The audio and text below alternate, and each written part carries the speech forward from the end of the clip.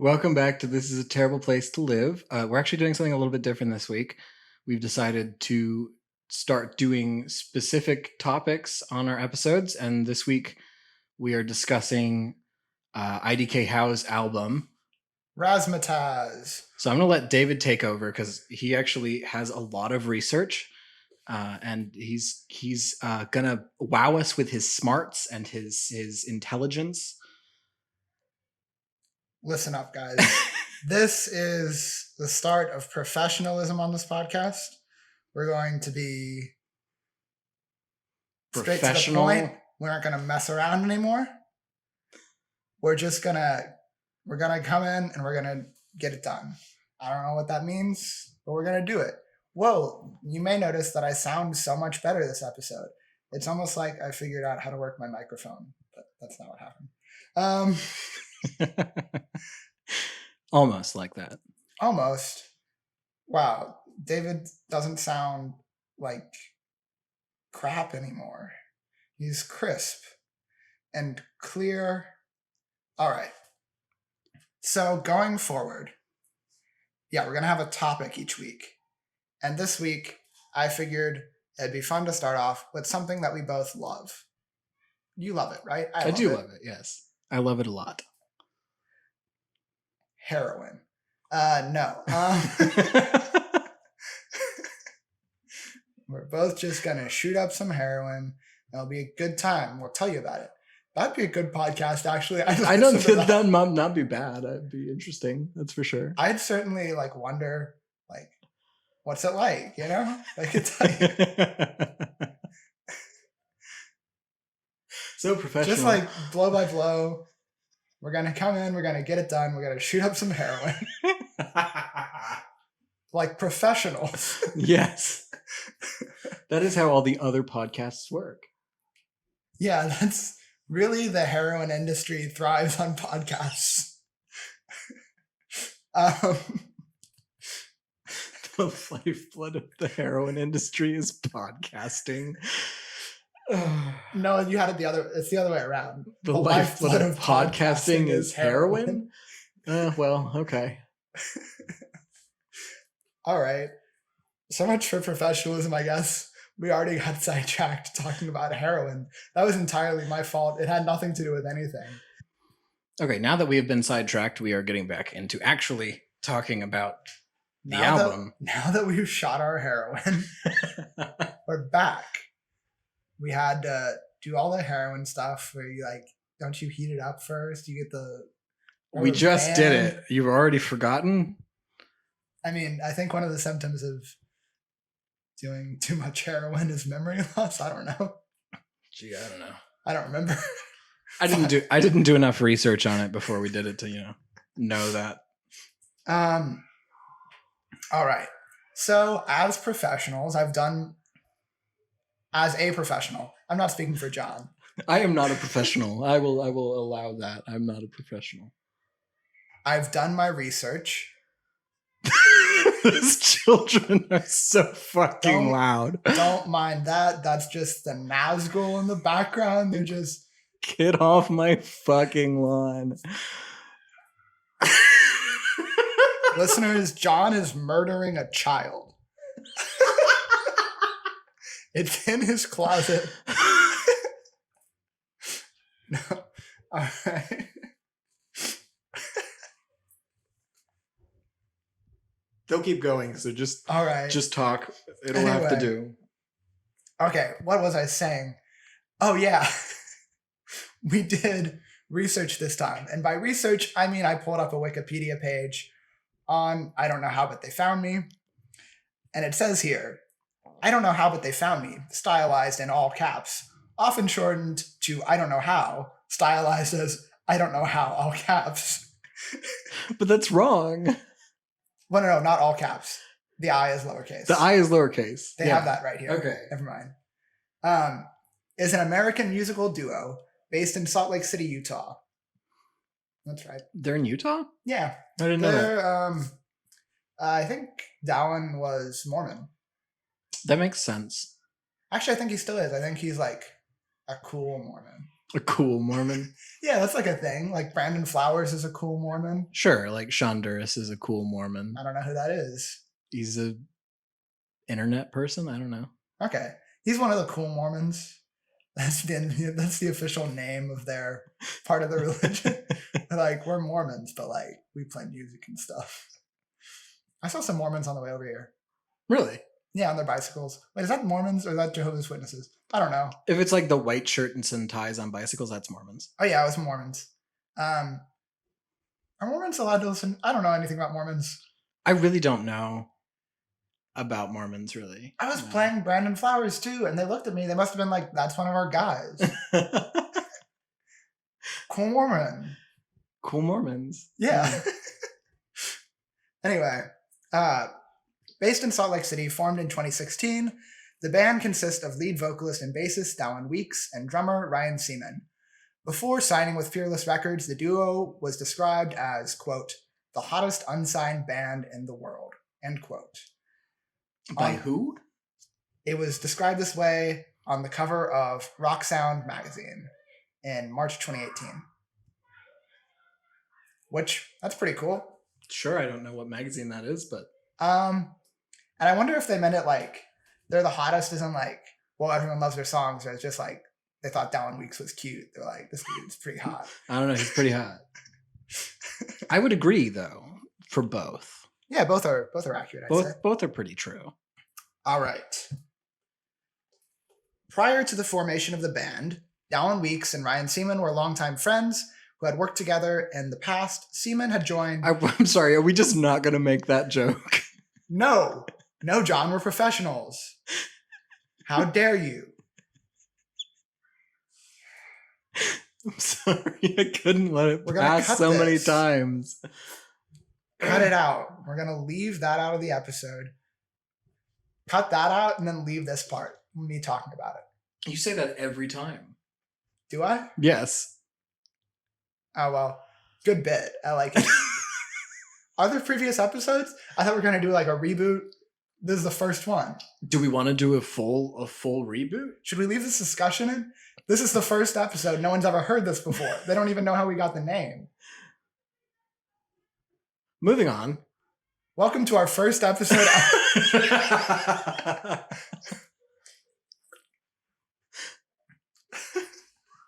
I don't want to delete our backlog.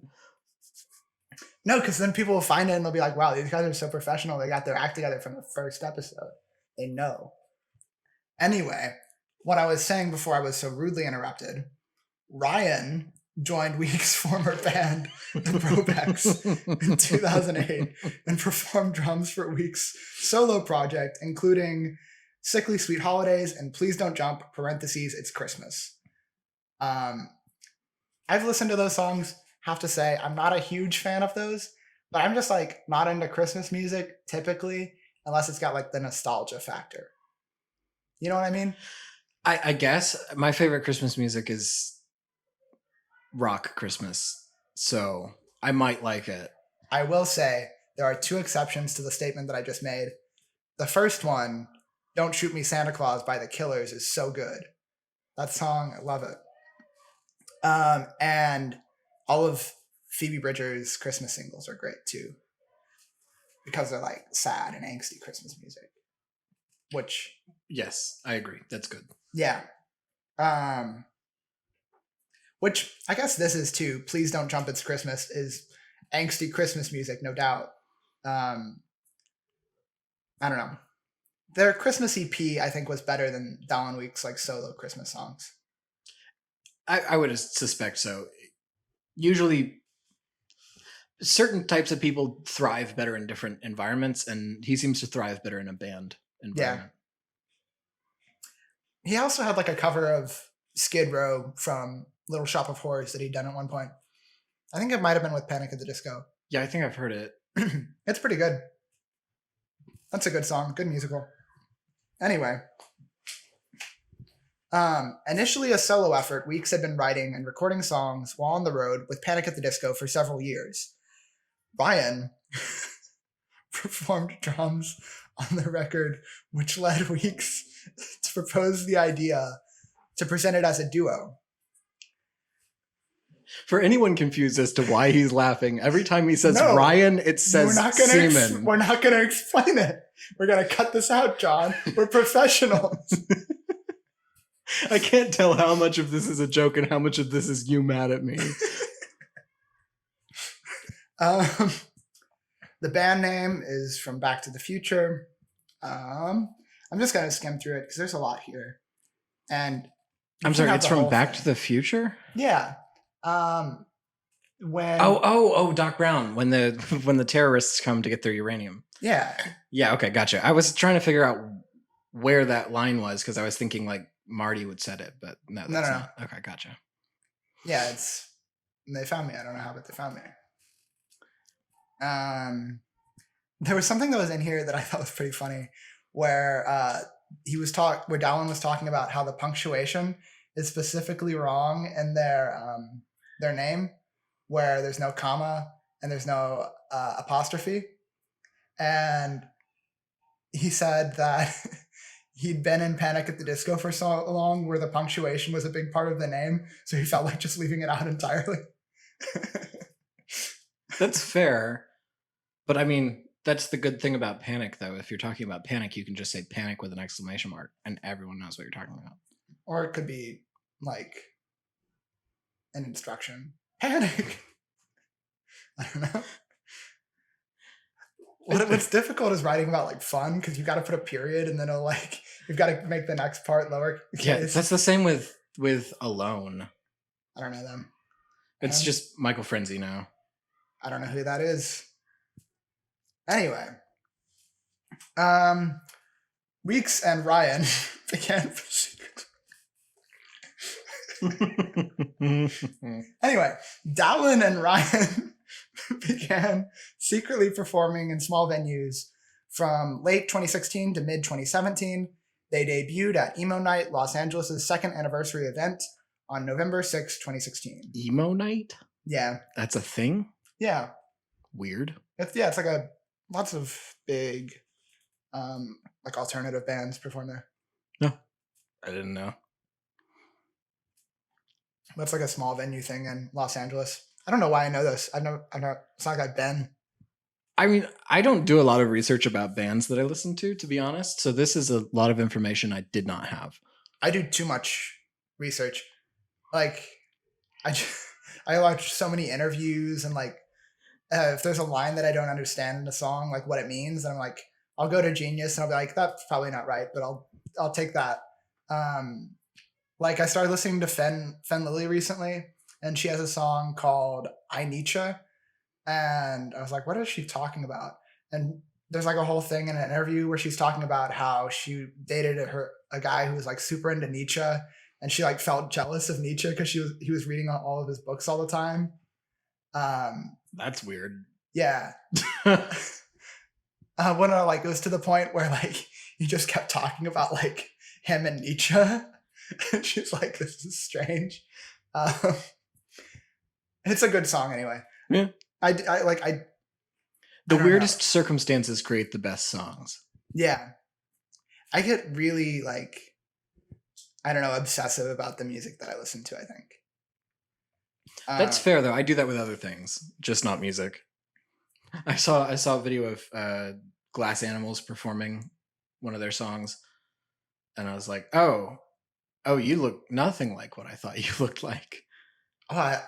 See, like if I like a band, I'm always gonna like follow them on like Instagram or whatever, so I always know, you know? Yeah. I don't follow any musicians anymore. I used to when I was like in high school and junior high. Was really big into like following musicians. Yeah. But I usually don't know what they look like. That's weird. Do you like create images in your head of like what you think they look like? Usually, yeah. Although a lot of like single person artists do the album cover as a picture of them, so then you see them. Yeah. I do that with like podcast hosts. Like I'll listen to a lot of podcasts where I have no idea what the people look like. Like Robert Evans, the first time I saw what he looked like, I was like, that's not what I thought. Yeah, I was pretty shocked when I saw a picture of him for the first time. And the same with David on Blank Check, because Griffin was in the Tick, so I already knew what he looked like. Right, yeah. But yeah, I mean, that's interesting though. I guess I just don't think about that because that's not how I consume music. I like consume everything, like even connected to it. So yeah, their debut single was Modern Day Kane, which I still think is one of their best songs and very underrated. It's pretty good. Yeah.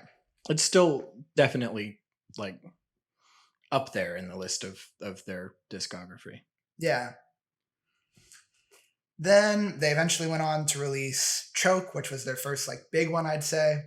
That's how I found them. Which is my favorite song still. Really? Okay. Yes. Yeah. I think okay, we'll get into it. So then eventually they released their debut EP, 1981 Extended Play, which despite how much I love this EP, I always forget what year it is in the thing because there are way too many things that are like 1900s. There's like the 1975, there's 1984, there's 1985, there's 1981. There's all these too many. Yeah. It's don't name anything you're making after a year unless you want people to never be able to find it. Yeah. Like even today I was Googling it, like doing some other research, and I was like, I listened to this so much, but I have this sticker on my laptop and I can't remember the number. I didn't even know the name of the album, to be honest. Anyway. Also, something I've always wondered, why is an EP an extended play? It's shorter than an album. Doesn't make sense. Who knows? And an LP is a long player. They both sound like their albums. Yeah, I don't actually I don't know what makes it different, to be honest. Anyway, on that they had Bleed Magic, Absinthe, Social Climb, Choke. What else? Do It All the Time. Do It All the Time. They had the introduction. I was going to say the introduction is technically a track. Anyway, I consider that to be a perfect EP.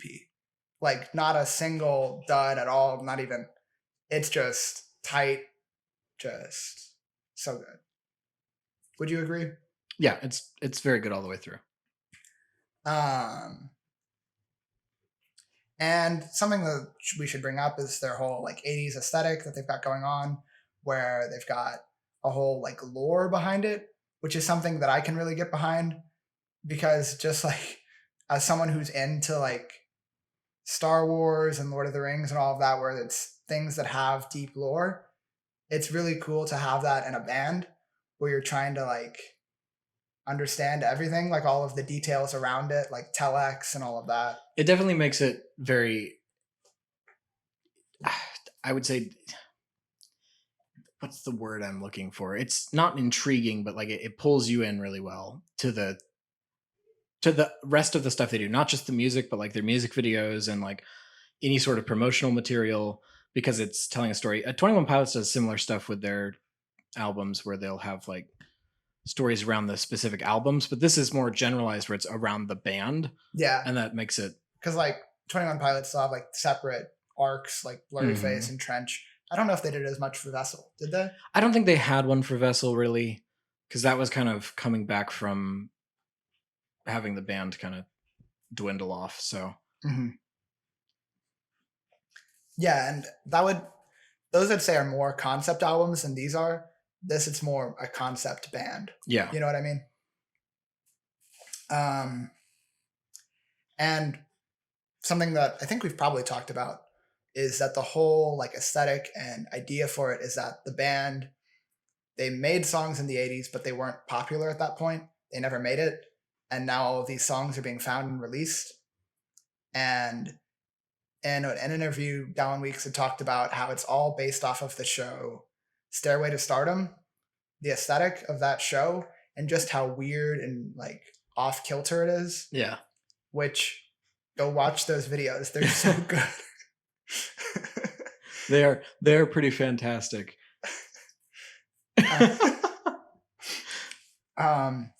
Just that detail got me hooked on Stairway to Stardom videos.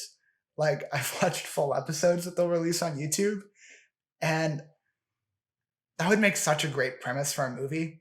Like, being on the set of that weird show. Anyway, so yeah, they released their EP. They were getting some success. They were doing festivals, all of that. And Dallin Weeks was quoted as saying that the album was supposed to be released in 2019, but they had unscheduled success. So they didn't have enough time to release it that year because they were too busy like playing radio shows and festivals and promoting the EP to release it last year. Yeah. Huh. I hadn't really thought about that, but that does make sense that like if it blows up more than you're expecting, then all of a sudden you're doing a lot more like marketing and like publicity than you would have planned. As far as their style and influence, they've mainly been described as indie pop, and Weeks has described himself as hipster nonsense, which I think is pretty good. I think that fits better, honestly. Yeah. Indie pop is a very wide genre. He's also called it glam wham. He's just really funny. Like him a lot. He's a great frontman. He's very self-aware, which is great because you don't expect someone like making this type of music to be self-aware, but like the entire premise of the band is like a self-aware idea. Like the concept is self-aware. Yeah, and even on 1981 Extended Play, so many of the songs are satire of that style of music, like Absinthe and Do It All the Time, where it's just this played up like macho version of what a rock star should be, right? Mm-hmm. Yeah. Which I think is very smart. I always like it when a band is able to pull that off. Like The Man by The Killers. Great song. Anyway. Oh, when I was doing this, I went to an album review for Razzmatazz, and they said, if you like, you'd be into this album basically if you're a fan of the 1975 or The Killers. And I thought, man, they've really got me like pigeonholed. They know who I am. Anyway, so this album was delayed. It was supposed to come out like pretty early this year, I believe. And then it was supposed to come out like 2 weeks earlier, but it kept getting like pushed back because of mixing and mastering with COVID and all of that. But it finally came out. What's the release date? Anyway, it's out now. That's the important part. We've listened to it. It's out. It's good. It's so very good. Anyway, I've been kind of hogging things for a while. We're finished the Wikipedia part of it. Anything you'd like to add? Any details, anecdotes? Good music, yeah. Well said. Thank you. Your contribution is unbelievable. I don't really know much about like their history or like their background and stuff. I know of a large number of the band just because like I know the members from other bands they've done. Yeah. So that's basically it for me. It's just something that I think is interesting about them is that like they didn't want to like ride off of that though. Like why they'd been doing their shows secretly is because they didn't want to just like, oh, we have all these fans from Panic at the Disco, from Falling in Reverse. We'll just take them, start our own thing. In their Spotify description, they said that they formed and for a year they denied their own existence. And then after like the end of the description, it says they still don't exist. I mean, that is kind of the premise of like the storyline though, is that like they existed, but nobody knew. Yeah. So did they really happen? I guess. I don't know. Something that's interesting on the new album, as far as this whole storyline with Telex, I guess we should explain that to the listeners. Telex is like this big corporation that's involved in the story of this band, like a record label type thing that's in the lore of the band. But something that happened with this new album that I hadn't known about until today was on the physical copies of this album. They have 2 spoken word parts. I thought they were songs, but they're actually spoken word things. Okay, interesting. The first one is called Indoctrination, and the words to it are Indoctrination Program Designation CV-M51D. Congratulations, you've been selected. You are special. Only the very best and brightest are considered for placement in our temporal arts program. We invite you to follow along as we work together to decode and exploit the secrets of time and space for our benefit. Each volunteer pairing will be assigned a chaperone. Our white shadows will oversee your progress. Be sure that our company's interests maintain the highest priority throughout your journey. Please enjoy your experience and remember, this is on our side. Time is on our side, sorry. That's interesting. That actually clears up some of the interesting things about their music videos. Which it implies that this band didn't exist. Oh wait, in the next one they get into it more, that this band didn't exist. It definitely implies that they didn't exist. And that this corporation is going back in time to create a band. I like that storyline. And that's an interesting way to tell a story like that. Because, I'm always thinking of things in terms of like film and TV because that's my medium. But this is a really interesting way to tell a story through like both an album and like music and the storyline behind a band. I don't know. I would never have thought of something like that, but that's an interesting, it's a good concept. I like it. Yeah. So then in Tomorrow People, which is at the end of Razzmatazz, they say, ladies and gentlemen, and everyone in between, we thank you for listening to our presentation of Razzmatazz by I Don't Know How, But They Found Me. Your friends at the Telex Corporation work tirelessly around the clock, providing us all with advancements in the temporal arts, national defense, aviation, oceanics, dimensional modulation, thought reform, automotive, and manufacturing, hurtling us into a brighter past and a better present, a more productive future. And before too many tomorrows go by, we hope to see you again, whenever or wherever you may be. To search, to discover, to develop, to broaden our knowledge of the world we live in and the universe we occupy. To make reality of imagination, this is Telex, the Tomorrow People. That's so cool. That is really cool. And you have to think of it that it's probably, I'm assuming it's probably the same voice as the intro for 1981 Extended. Yeah, it's not my voice. No, but that would be jarring. It's a really, I mean, I like the voice of the intro for that one. So I can imagine that being very cool sounding, not just like. And it's such a cool Easter egg to put on the physical copies of the album to like hide the story even more. So you got to like find it. Anyway, such a cool band.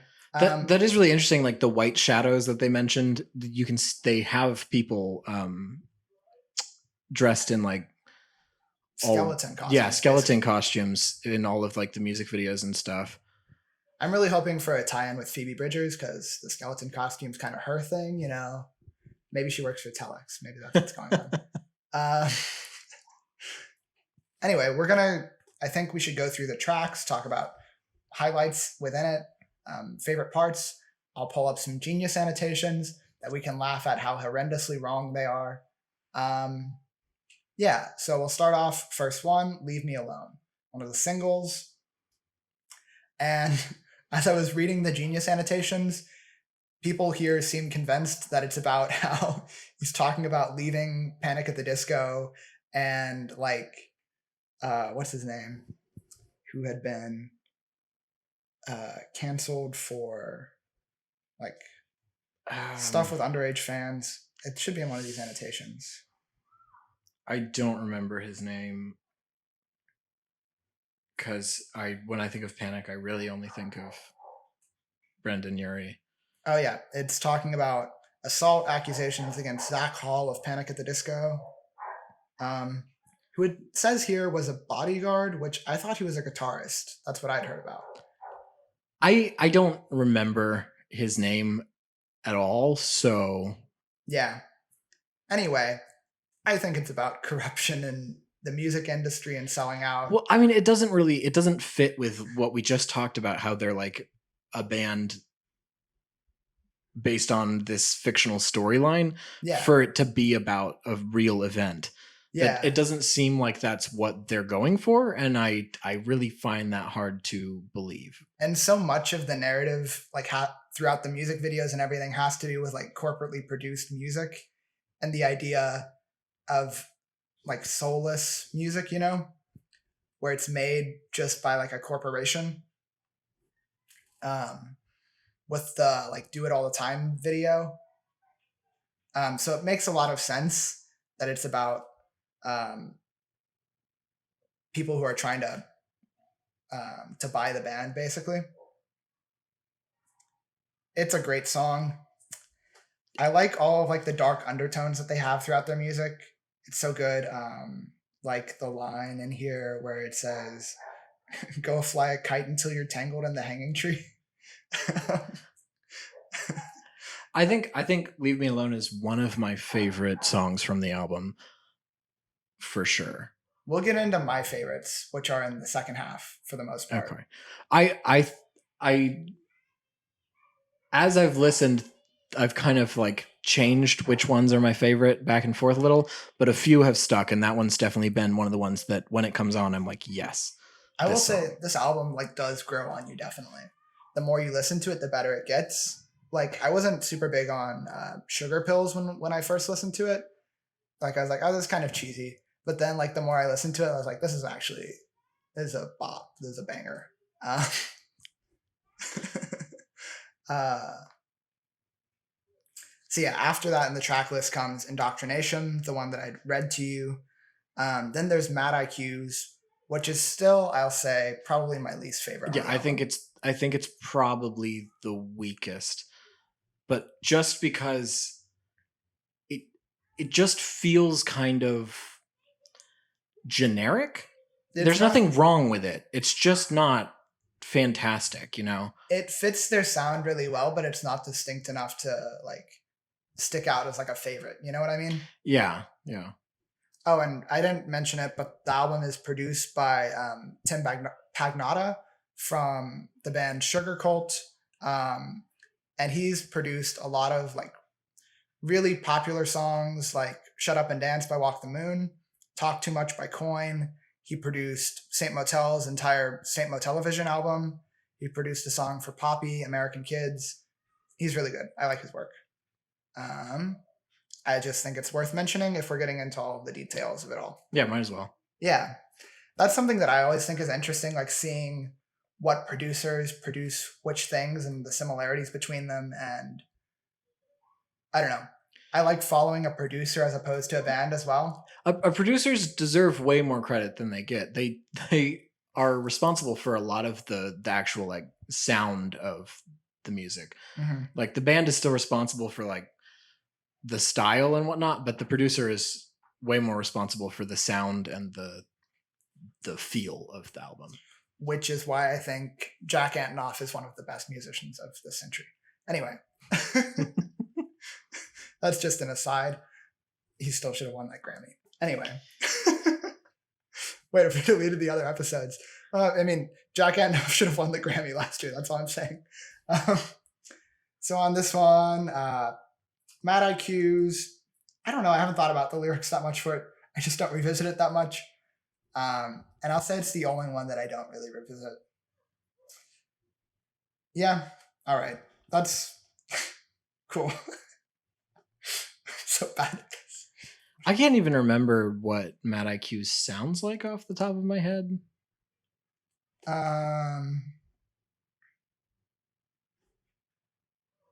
Because I have Leave Me Alone stuck in my head. Oh, yeah. The chorus is really good. Come inside, twist the knife like it's something to do. I'm a voluntary victim. Yeah, I gotcha. Yes, I remember now. I remember. It's That's just one of those. Line. I'm a voluntary victim. Yeah, it's got some good stuff. It just really is one of those ones where it's like, it's forgettable. Yeah. And it's not because it's bad. It's because everything else is so much more like special. Yeah. Next up is Nobody Likes the Opening Band, which had been out for some time before the album. Like the day that it was released, you could download it for free on their website. Yeah, it's been out for a while. Yeah, like the music video. Quite a while. But it's honestly a very different feeling from the rest of the album. It is. I will say it's a great song, but I don't think it fits the flow of it. It kind of messes it up a little bit.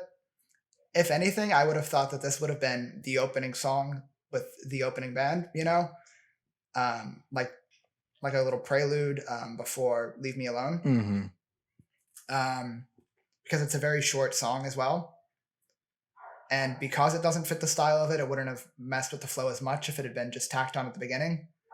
But I'm glad that it's on Spotify now because it hadn't been for so long. I don't think it necessarily breaks the flow of the album. I think it gives you a break that is kind of needed because the album is mostly all the same style. So it coming between Mad IQ's and what is the next song? It's New Invention. Yeah, New Invention, which are very similar songs. Yeah. It breaks the monotony that would have been there if they had been back to back. So I understand why it's there. It does feel a little bit out of place to have a song about the opening band not be the opening song, but I don't hate it there. It fits. Yeah. Yeah, so the next one, as we just said, is New Invention, which was the last of their singles. It seemed kind of like an afterthought because it had been delayed, like they added another single. I don't know. I'd say it's my least favorite of the singles, but it's very good. It's a good song. It's not one that I would go to and play, but when it comes up, I let it play. 100%. No, it wasn't the last of the singles. Lights Go Down was the last one. Oh, was that a single? I didn't realize it was on one of the singles. They released it like a week before the album. Oh, okay. Yeah. Does this one have a saxophone solo in it? I think it does. New Invention. Yes. Yeah. The saxophone solos throughout this album are so good. Every artist needs to have a saxophone solo on every album, regardless of whether or not it fits the tone. Saxophones are the best. That's one of the things that made Panic one of my favorite bands for so long. When do they have a saxophone album, solo? They have saxophones in almost all of their albums. No, like a solo though. There's a solo in on their most recent album in King of the Clouds, I think. I see. That's the one that I listened to the least. That album. I don't know. The song that specifically that I'm thinking of ends with the recording technician saying, "When you lifted that sax up to your mouth, I fell in love." I don't remember that. Yeah. What? Yeah. That sounds like something I'd remember, but oh well. We're not talking about them, John. I'm sorry. We're talking about a completely unrelated band. You got way off topic. I'm so sorry.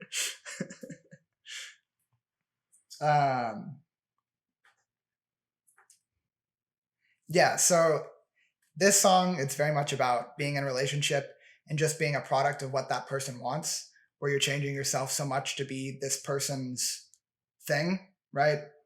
Which also fits with all the themes of changing yourself to fit what a record label wants throughout the whole album.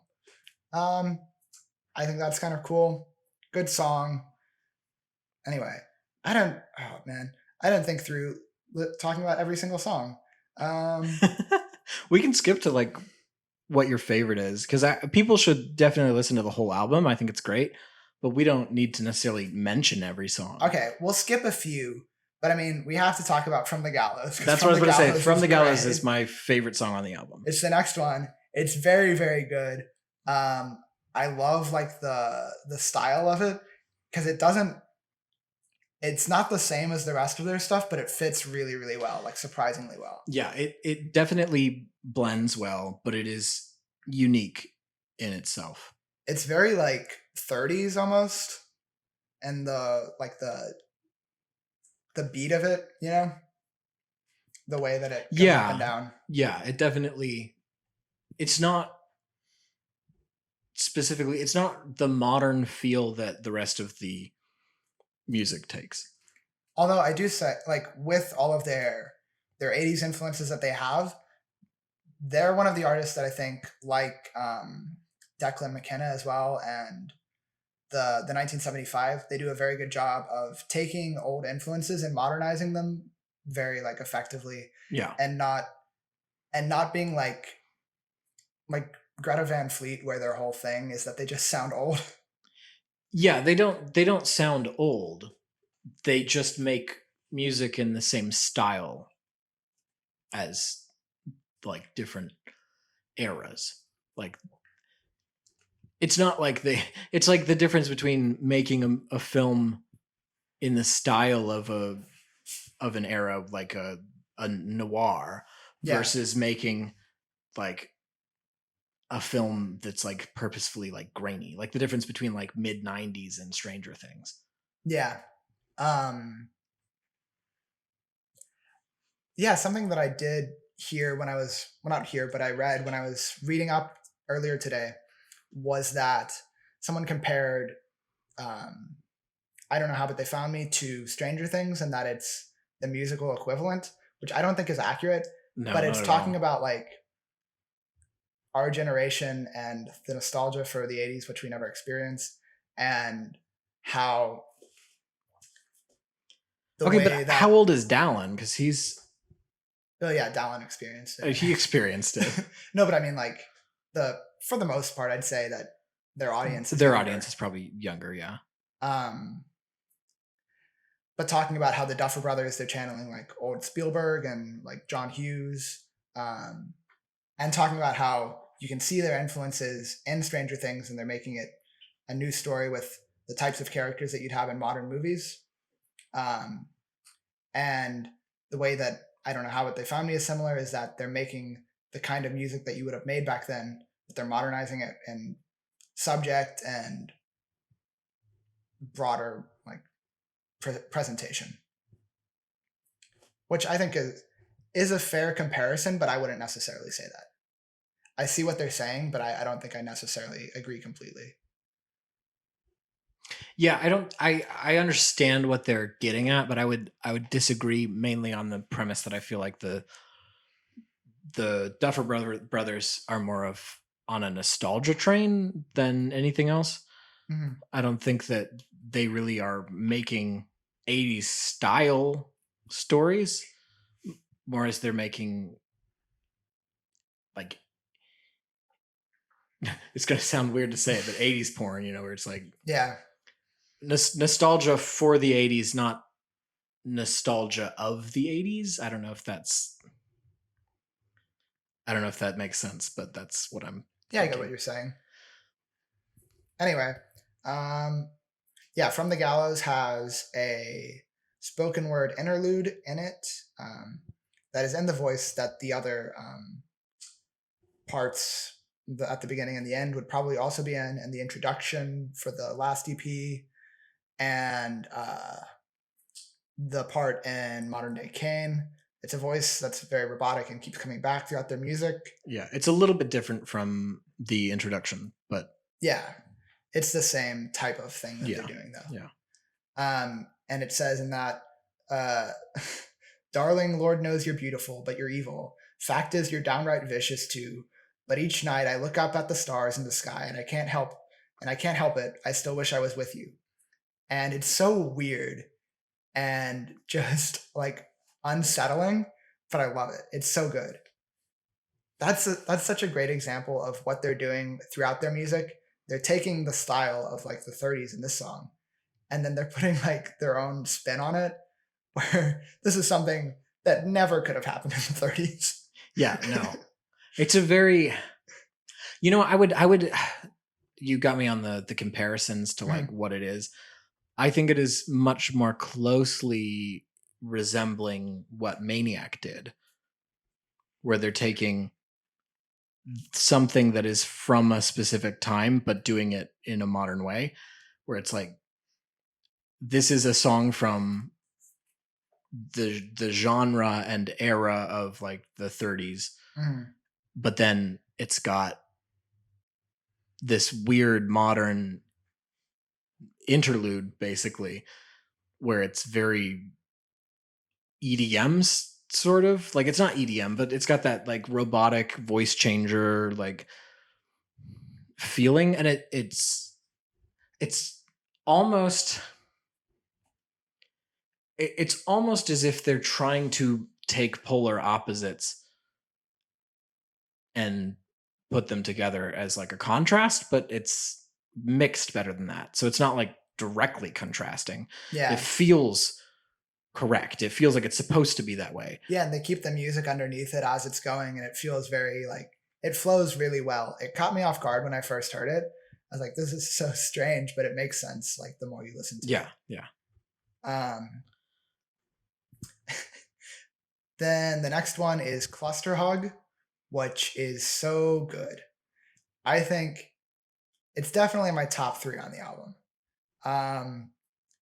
It's not originally an I Don't Know How But They Found Me song. It was one of the songs that had been released by the Brobecks, Dallin and Ryan's former band that they'd been in before either of them were in Falling in Reverse or Panic at the Disco. I didn't realize that. Yeah, the Brobecks have some great songs too that have been re-released throughout Dallin's career, like "Far Too Young to Die" by Panic at the Disco is originally a Brobeck song. I didn't realize that. I never listened to their stuff before, but that's like one of my favorite Panic songs. So yeah, it's all of the. They only have one album that's on Spotify, the Brobecks, and neither of the songs that I've just mentioned are on that album. But you can find them on like SoundCloud and on YouTube. Yeah, they're definitely worth checking out the original Brobecks versions. And they also have a song that I don't know how used to perform live. Die Alone, which is a really good song. Yeah, lots of stuff to check out there. Their album on Spotify is great.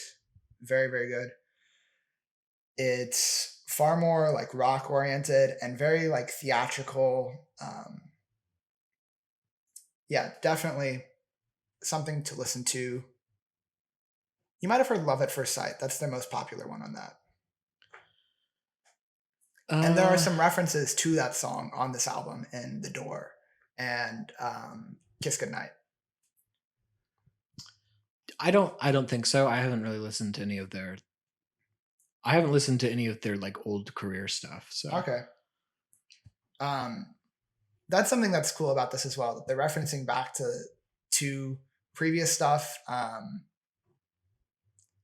And it fits so well too. This song, there are lines in it about quarantine where it sounds like it would have been written very recently, but it's actually just a happy coincidence because it's one of their old songs. Yeah, I didn't realize that. I really liked the song, and then later I was listening to it and I realized that it was talking about quarantine. I was like, oh, that's interesting. They like wrote about 2020. How original, but I guess not. Nope. More original. Yep, they did it back in the day. They did it before it was cool. Yeah. But this song is so, I don't know, I relate to it a lot, honestly. It's definitely one of my top 3, like you were saying. Yeah. It's a really good song. It fits with the album. But it's also just a really good single. It wasn't even a single. I know it's not one of their singles, but it really is. It's just a really good song on its own. I'd say some of the deep cuts on this album are far better than the singles, in my opinion. I always feel that way about like albums from bands I like. Mm-hmm. But yes, for sure with this album. But yeah, it's the song is about like, well, the chorus it's very straightforward. I can fall in love with you, but only if you'd like me to. Yeah, which that's such a good line. Yeah. I don't know. This is fun. Just going over and like talking about something that I like this much. I don't know. I really, really enjoy it. Next up on the track list is Sugar Pills. Like I said earlier, that one took a little while to grow on me, but the verses on that song are very, very good. Yeah. I added basically all of these to the playlist that I listen to all the time. The only song from this album that I did not add to the playlist was The Door. And I like it better now. So I might end up adding it. I don't know. I never skip it because it's so short. It's such a short song, and there are references in it to Kiss Goodnight and like I was saying earlier, Love at First Sight. So I get some more out of it, like the full story of what's happening in that scenario. Yeah, well, I would never skip any of the songs listening through the album, but like Yeah. if I'm just like listening to music on shuffle, Mhm. I'm not certain I would listen to it if it came up. Yeah. But it is super short, so I might not even notice that it was on. Yeah. It's really an interlude. I wouldn't say it's a full song. Yeah. It's only like 1:36, yeah. Yeah. Yeah. Next up, Kiss Goodnight. This is my favorite on the album, I think. It's very sappy, and they don't get into that area very much, but they do it so well. Yeah. He really sells the song, and like the affection, it's so good. And it's very like poppy, more so than their other stuff. I don't know. It's just a great like slow song, really fun to listen to while driving around at night, especially. I don't know. What are your thoughts? I like it. It's a good song. It's not one of the ones that like stood out to me when listening to it, but I did really like the ending with, is that his daughter? This is Kiss Goodnight. Yeah. That's on Need You Here, John. Oh, is that Need You You Here? fool. Look, I don't remember. the thing about the second half of the album is that those songs all kind of blend together for me. So I like the second half more. Because up until like around Cluster Hug, they're all very distinct in my head, and I can hear most of them. Except after that, Mad IQs is the except Mad IQs. Mad IQs, I guess that's only 5 songs, but but the after that, it kind of blends together in like it's a good way when listening to the album, but then later it's kind of hard to separate which song is which. I think it does have a really good flow the way the album goes, where at the beginning it's just like all out like adrenaline pumping, like just pop songs, you know? Right. And then as it goes, it winds down a bit, you know, to Kiss Goodnight and Need You Here, to like slower, more emotional songs, kind of ballads. And then it has like the big finish, just the great finale with Razzmatazz and the saxophones. Yeah. Yeah. I think in general, I tend to prefer like poppier songs. That's just kind of my style of music. Mm-hmm. Even in the different genres that I like, I tend to prefer the poppier versions of whatever genre I'm listening to. So when it gets into the quieter, like mellower stuff, I enjoy it, but then it's a little bit harder for me to remember which things are which. All right. Next we have Lights Go Down. I don't remember this song at all. It's the one that has the really like good keyboard riff at the beginning. And the chorus. Oh yeah, that one. Yeah. I was like, I will know as soon as I hit it if that's what you're talking about. Yes. Okay. I will say the chorus on this one gets a little repetitive, but it's a very catchy song. Like, I think this one would be a lot of fun live, you know? Yeah. I mean, it's an energetic song. Yeah. For sure. Which works really well, like you were saying, live, where there's like a lot of people singing and dancing and whatnot, and there's like energy in the room. When you're just listening to it by yourself, it just kind of feels repetitive. Yeah. In a little bit of an annoying way, but not really. Like it's never annoyed me, but I could see it getting on my nerves if it was like the radio single of the album, which it's not. So I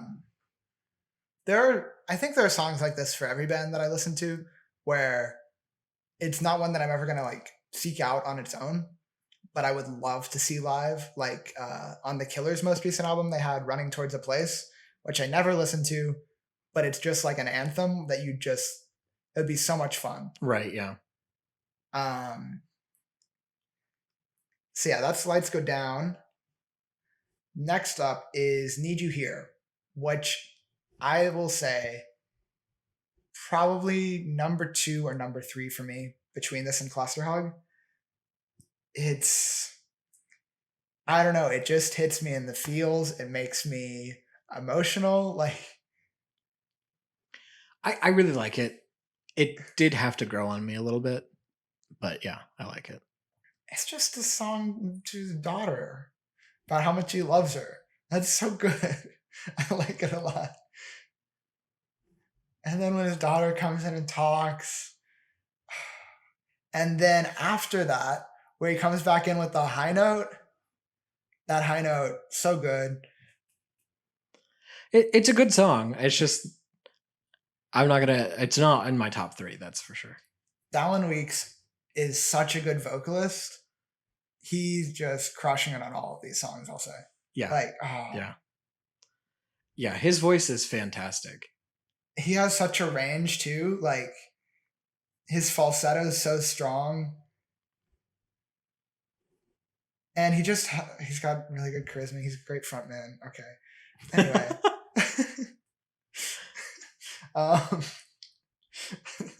Yeah, this entire episode is just talking about how much I like Dallin Weeks. The next one is Door. We've already talked a little bit about Door. We talked about Door. It's just an interlude. Then is Tomorrow People, the one that I read to you. Right. Then Razzmatazz. It was a single, and you'd initially said not a fan. Yes, that's true. I initially said not a fan. It is my 3rd favorite on the album. It's so good. It is fantastic. And honestly, it's all in the saxophone. What a finale.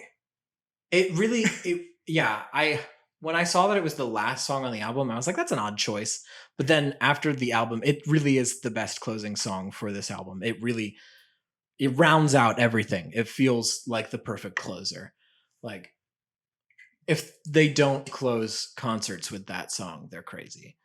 Oh no, that'd be so much fun. I hope that like a live saxophone player, that'd be so cool. That would be really cool. Do they play saxophone, or did they have someone? I'm sure it was someone hired. Yeah. And they seem like they're pretty attached to like just doing the 2 of them for their live shows and doing interpretations of it. So I don't know how much sax there would be live. Mm-hmm. A lot of smaller bands do that. Like 21 Pilots does that. They mostly do different versions of their songs, just the 2 of them on their live stuff. Yeah. I don't know. It'd be really cool to see like a full-fledged like band playing live. When I saw A Wonder live for the second time, they're a duo. They had the girl, Josephine, her brother came with them, and he came out and played saxophone for one of the songs. It was really fun. That sounds really cool. Yeah. Yeah. But they tour with like 2 other musicians, a keyboardist and a guitarist. I think a bassist, actually, not a guitarist. Bass guitar. I was right. Yeah. Anyway, that is the entire album. We've talked about it all. I think for our top 3, we have 2 of the same ones. Right? We have Cluster Hug. Yeah. And we have Razzmatazz. Is that what you're saying? Well, no, I have Kiss Goodnight. And you have Kiss Goodnight. Okay, so you have Kiss Goodnight and Need You Here. Okay, then we only have one, because my favorite song on the album is Gallows. Really? Okay, yeah. I mean, they're all so good. Like, it's not like... Yeah. It's not like, oh, I don't like this one. No. It's like, I like this one less. Yeah. Legitimately, the only song on the album that I was like, is The Door. So... It's just Door. When I looked it up previously, it was The Door, and then it was Door, and I have double-checked like 6 times, and it's been different every time, so I'm confused. We didn't get into the to the Genius annotations. Oh boy. What I was telling John before the episode started is that on Leave Me Alone, that there's this whole thing going on in the Genius annotations where people think it's about him leaving Panic at the Disco. And there's a line in that song where it goes, "Aristocrat, tip your hat and break your mother's heart." And then "Aristocrat, tip your hat" is highlighted. And it said, "This could be a reference to the famous music video for Panic at the Disco's breakout hit, I Write Sins Not Tragedies, where Brendan tips his top hat, furthering the connection to Brandon and Panic." It's so stupid. That's so dumb, because I Write Sins Not Tragedies music video is ridiculously like insane on purpose. Yeah. It's purposefully crazy. Yeah. It has no connection to anything. The top hat doesn't signify anything. He had the top hat back in like the music video for Mona Lisa. But it doesn't signify anything. It's just like his look. Yeah, it was part of their like superficial like stuff that they had going on at the time. It's just his branding. It's like his. It's kind of like, you know, you expect Gerard Way to be wearing like a leather jacket. Like, I don't know. It doesn't mean anything. Yeah. Like, I don't know. It's that's so ridiculous to me that you would assume that saying "tip your hat" is a reference to the fucking, because it's a phrase. It's something people say. Yeah, I don't. That's just insane that someone would put that on Genius. Like, they think they're a snoop, like figuring this out. Like, yeah, no, that's really dumb to me. Genius is a crazy place. People say so many dumb things, and they think they're smart about it. But sometimes they are smart about it. Yeah, like, sometimes it's very insightful. And I'm like, wow, I never thought about it. Like, that way. for specifically for like Frank Ocean songs and for like Kevin Abstract. When I go like look at their lyrics, people always have really good insights, and I'm like, oh, that makes a lot of sense. Oh yeah, and like deep dives into like, their psyche. It's very weird. There's people like giving them like therapy in those Genius comments. Dude, imagine how fun it would be to be a musician and read your Genius annotations and be like, this guy is so wrong. Or be like, man, they like understand who I am as a person. I think probably the most common thing is being like, there's an annotation on this line? That line didn't mean anything. I just wrote it. That was so straightforward. Just reading it being like, yeah, that line literally didn't mean anything. That's always the funniest thing, when it's just like, there's very clearly a straightforward meaning to this, and then people are reading into it way too much. Like, and the devil that they say, the devil that you know is better than the devil that you don't, which is just a phrase, right? Yeah. People are talking about how the devil that you know in this situation could be Panic at the Disco, and that it was the bad situation with Zach Hall where he wanted to leave, but it was familiar, so he's staying in the band.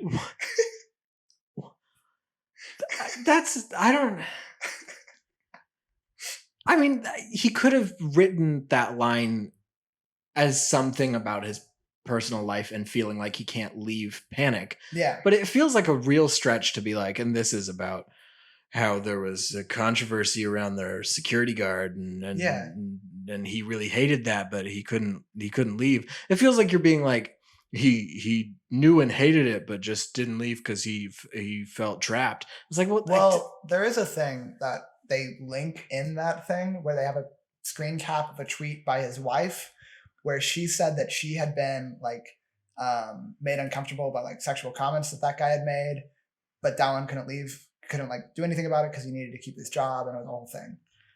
I mean, but it just feels like a weird thing to assume about such a innocuous line. Yeah, there's so much audacity to be like, I understand what they're getting at here. I know. I know what this is. I understand what you're saying. It's how I left this code for me. I get it. Anyway, so now we've gone through the album, and I have devised for going forward when we'll be talking about specific pieces of media, which will be either albums or a season of a TV show or a movie or something like that. We could do a book if we wanted to, but I don't want to read a book. Sure, yeah. I feel the same way, but if it gets to that, we'll do it. But I've decided to come up with a scoring system that we'll do. Okay. So each of us have 2 stars that we can give something. So a perfect score would be 4 stars, right? And we can give it 0 stars. So there are 3 options. You give it 1 star, 2 stars, or 0 stars. Okay? So then our combined score will make it somewhere between 0 and 4 stars. Gotcha. Okay. And for you rating it, it would be 2 stars would be go consume this piece of media. 1 star would be like, I don't know, do what you want. 0 stars would be do not consume this piece of media. I beg of you, stay away from it for your own good. So that'll be our scoring system going forward. If we keep this format that I've decided is a good experiment. I mean, I like it. It sounds good. This is the first time I'm hearing of it, but I'm good with it. It sounds good to me. So I would give it 2 stars. Yep, same. I'd give it 2 stars. All right, right off the bat, perfect score, 4 stars. Go listen to this album. And that's been it. This is a terrible place to live. Slightly less terrible, still a place to live. I've gotten my act together. I think I've been dragging this podcast down, but now I'm contributing. I've become we'll yeah, we will. Uh-huh. Cool. Amen.